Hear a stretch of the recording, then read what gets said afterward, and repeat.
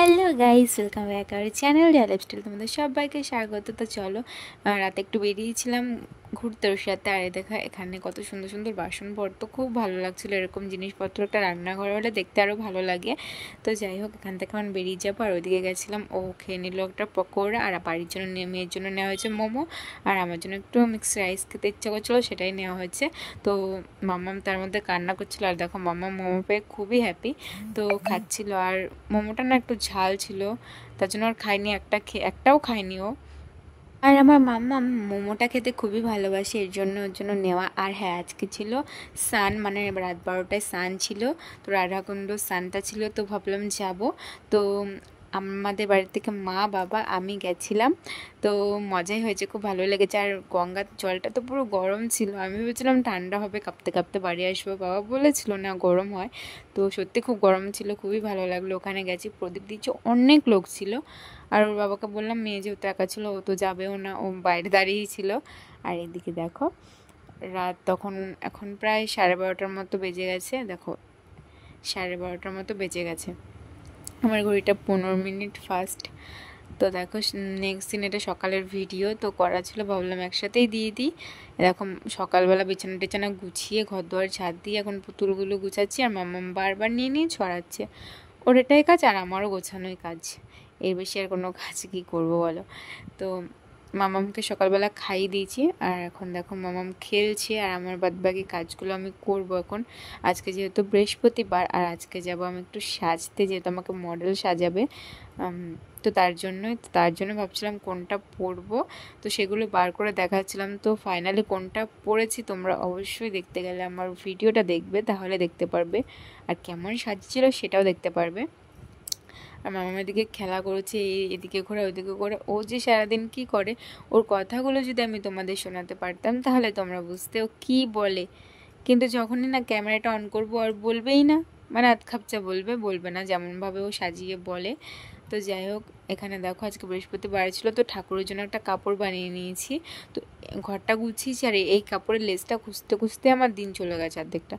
তো তারপরে এটা বানিয়েছি, তো ভাবলাম ঠাকুরকে একটা নতুন শাড়ি পরানো যাক, সেই জন্যই বানিয়ে নিয়েছি। ভালো লাগছিলো হলুদ দিয়ে লাল দিয়ে। আর শাড়িটা কেমন আছে তোমরা জানিও। দেখো, পার বসিয়ে দিয়েছি, তো এখন লক্ষ্মীকে আমি পরাবো। আর দেখো, লক্ষ্মী দেবীকে সেজে গুজে কেমন লাগে তোমরা দেখো। এই দেখো আমার মা লক্ষ্মী। আমি তো যতবারই সাজাই মা লক্ষ্মীর দিকে চোখ সরাতে পারি না। তো আমি তো ভেবেছি প্রত্যেক বৃহস্পতিবারই পাঁচালি পরবো। তো এই বৃহস্পতিবারে আমার পাঁচালিটা পরা হলো না, কারণ আস্তে আস্তে না প্রায় 7:30 পৌনে 8টার মতো বেজে গেছিলো, তার জন্যই। দেখো, এইদিকে আমি গোপুদেরও স্নান করি, নতুন জামা পরিয়ে নিয়েছি। তো এটা ঘরে ছিল, অনেকদিন পরানো হয় না, ভাবলাম এটাই পরাই। তো দেখো, আর মালা গাঁথা হয়েছে। তো আমি ঠাকুরের চুলের জন্য গেঁথেছিলাম, আর মা আজকে মালা গেঁথেছে। তো সবাইকে মালা পরিয়ে দিয়েছি। আর এই মাসে মালা পরাতে হয়, তো তার জন্যই। আর ভাবছি ঠাকুরের জন্য নতুন একটা খাট বানাতে দেবো। তো এটা তো এমনি রয়েছে, তো সুন্দর একটা খাট থাকলে খুব ভালো লাগে। তা দেখো, মেয়েকে ঘুমটুম পাড়িয়ে খাইয়ে টাইয়ে বেরিয়ে পড়েছি যাওয়ার উদ্দেশ্যে। তো তখন বাজে সময় 3টে বেজে গেছিলো যেতে যেতে। আর এই দেখো ফাইনাল লুকটা দেখো কেমন লাগছে তোমরা জানিও। আর বসে থাকতে থাকতে আর ফটোশ্যুট করতে করতে তো আমার মাঝে ধরে গেছে। যাই হোক, এটা আমার একটা স্বপ্ন ছিল, আমার বিয়েতে আমি সেমনভাবে সাজিয়েছিল, সেমনভাবে আমার মন মতো হয়েছিল না।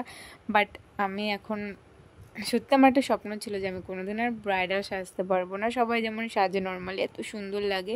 আমি আগে ভাবতাম দেখে আমি কবে সাজবো, সেই সাজাটা আমার হয়েছিল না।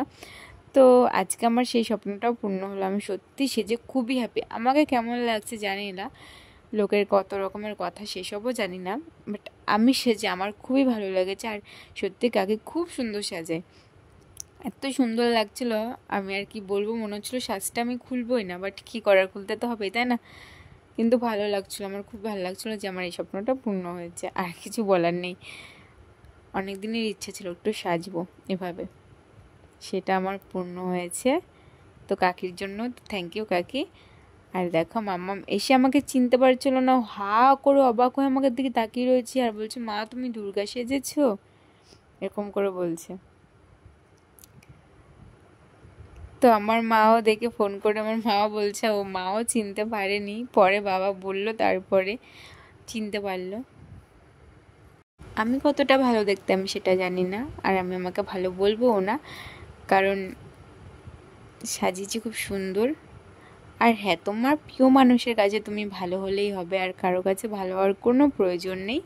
নিজের কাছে ভালো থাকো, প্রিয় মানুষের কাছে ভালো থাকো। আর আশেপাশে কয়েকজন ওরা নিন্দে করবে, ওদের ওটা স্বভাব চর্চা, যেটা না করলে ওরা খেতে পারে না।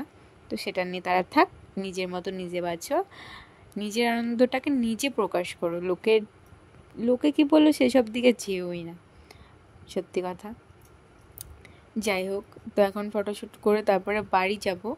আর মামাম তো আমি না থাকলেও কিছুই খাবে না, তো দুধটাও খাইনি। তো মামামকে বললাম আমি ফোন করে যে তোমার জন্য চকলেট নিয়ে আসবো, তুমি থাকো। ও কিছুতেই থাকবে না, আমি চকলেটও খাবো না, আমি তোমার কাছে যাব। মানে ও আমাকে ছাড়া আর কিছুই ভাবে না। যতই ওর কাছে আমি বললাম ফোন দেখো, ফোনও দেখবে না, ফোন ফেলে দিচ্ছে, ফোন দেখবে না। তো বললাম ঠিক আছে নিয়ে আসো। তো এখন দেখো প্রায় হয়ে গেছে, এখন বাড়ি যাব। তো সাজগুলো খুলে শাড়িটা পরেই চলে যাব। তো বাড়ি গিয়ে মেকআপটা তুলবো। তো বাড়ি গিয়েও কটা রিলস ছবি শ্যুট করে তারপরে দেন খুলেছিলাম। এই দেখো আয়নার সামনে থেকে কি ভালো লাগছে না দেখতে, আমার তো খুবই ভালো লাগছিল। আর একবার থ্যাংক ইউ কাকি, thank you so much, by.